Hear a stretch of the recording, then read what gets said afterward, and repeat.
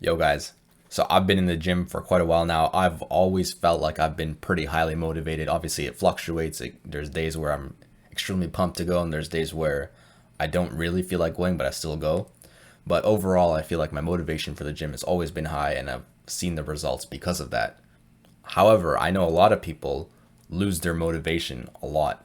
I've seen it with my friends, I've seen it with family, and I've seen it with my clients as well, where maybe they were motivated at the start, but at some point within, a couple weeks to a couple months, they lost the motivation to go to the gym. They ended up dropping days, and days turns to weeks, and then suddenly it's like you just stop going and there's no more progress anymore and you lost everything. In this video, we're going to go over the reasons of why that happens. I'm going to tell you personally how I avoid these issues so that you can too.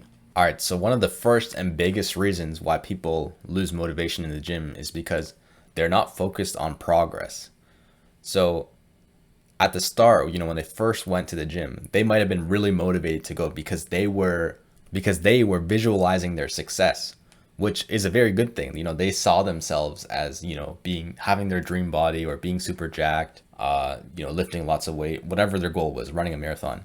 So they visualize and they're like, yeah, they were super hyped to do that. And so they started going, they went for a couple of weeks, they went for a couple of months, and they realized like they're not there yet. They're not even close to being there yet.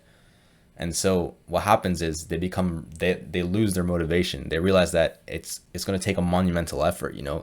The person who runs a marathon trains for that for several years. He didn't just, he didn't just train 2 weeks and then do it, right? The person who did a 4-plate bench press trained several years for that. He didn't do that on his first day in the gym, or he didn't do that after like 2 months of training. He trained for several years. So in the same manner, when it comes to achieving your goals with your physique, or it comes to achieving your goals with your strength, it's a similar concept. You need to be progress oriented. So what that means is you need to think about how far you've come already and the next 1 to 2 steps that you need to take. Because when you think of the next 1 to 2 steps, you'll be very, very motivated. It's very achievable. You can see it. It's right in front of you, right? 5 more pounds on your bench press, something like that. It's very achievable. You'll be very motivated.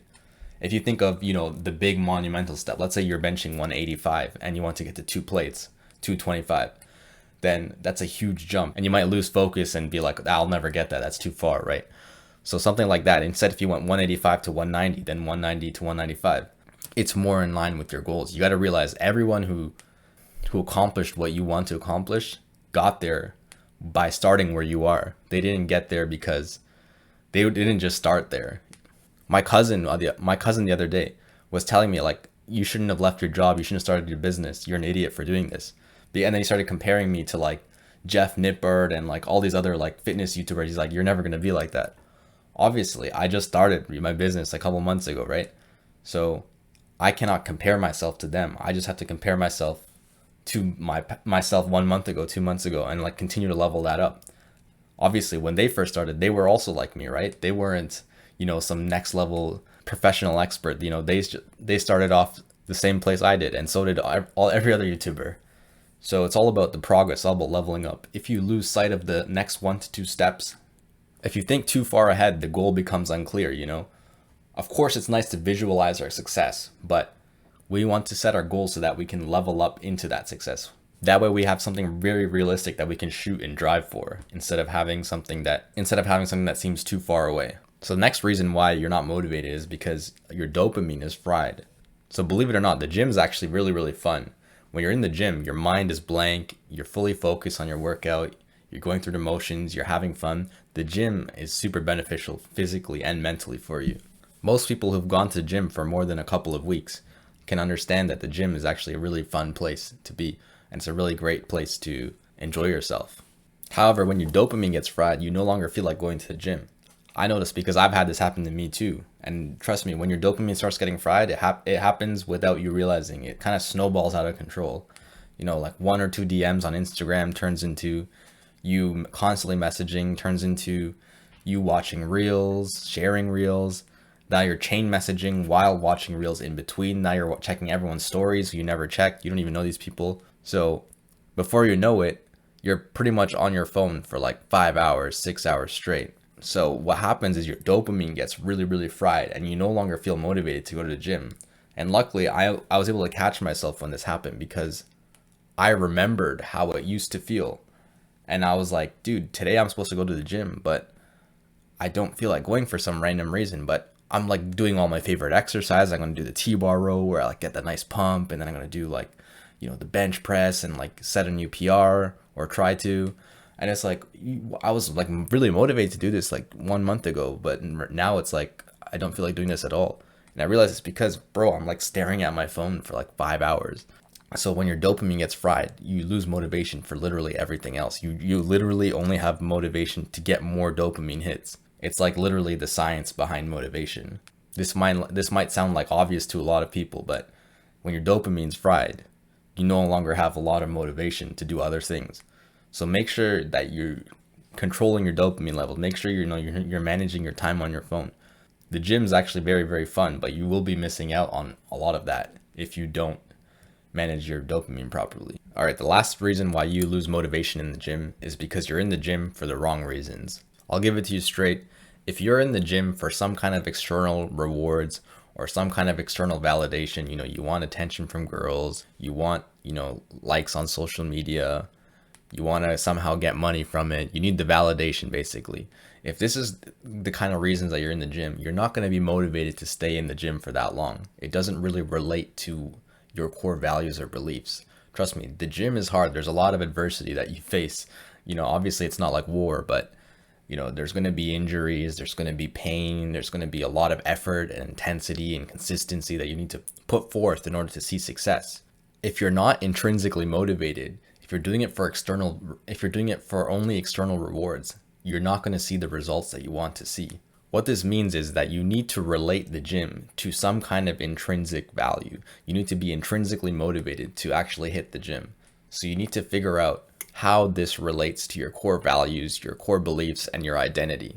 If you can do that, then the motivation will come much more easily.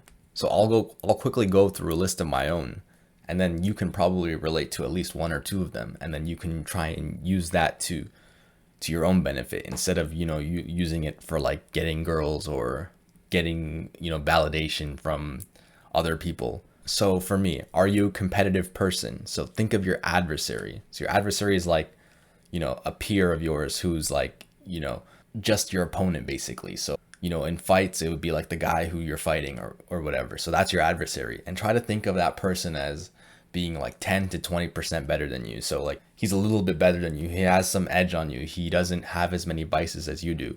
So in order for you to actually even compete against him, you have to do your absolute best. You need to put in like 110% effort. You cannot make any excuses. You have to start getting rid of your vices. So to me, this is a very powerful drive when it comes to motivation.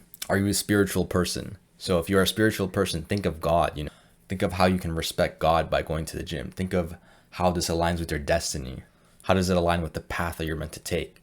Are you an angry person? Do you find that you sometimes get angry at the world, or you get angry at, your parents or whatever else it's possible to get angry at? If you're an angry person, you're not a bad person, but it's how you use that energy, the anger, that determines what kind of person you are. So if you can channel that into the gym, which is a very beneficial way to channel your anger and all of that energy, then you can be highly motivated. You can be a weapon when you want to be. Are you a thinking kind of analytical kind of person? So use motivational quotes. Use like those kind of motivational quotes that kind of inspire like a lot of thought, and like it's like whoa, like it kind of resonates with you because it's like sick, right? It sounds cool. So if you're a thinker, you're an analytical person, use something like that to help you. Also, this person can think of their destiny as well. Family oriented, you're very much about your family. You want to do the best for your parents. You want to make everyone proud, whatever. So think of like being the strongest of your bloodline, or like making your name worth something, or making your ancestors proud, something like that. So these kind of values will relate really well to that person. And then we got artistic. So this isn't really me, but if you're an artistic person, maybe think of sculpting your body to perfection. Anyways, that list is not exhaustive. It's just some things that I thought of the top of my head. But there's probably a million other things that you can use to your advantage to motivate yourself in the gym. Anyways, guys, with that being said, I hope you liked this short video. It's a pretty common issue. It's a pretty common pain point that a lot of you guys have. I'm sure there's a few more that I haven't covered now that I'll cover in the future. If you notice any that you feel like you yourself have trouble with, let me know down in the comments below. we can talk about it there. Join my Discord. We can have a discussion about it there too. My Discord server, you can ask me questions anytime. I'll answer them for free. With that being said, drop a like if you liked the video. Subscribe if you're not already. Share this video to a friend who you feel like needs to not lose motivation in the gym. With that being said, I'll see you guys next time.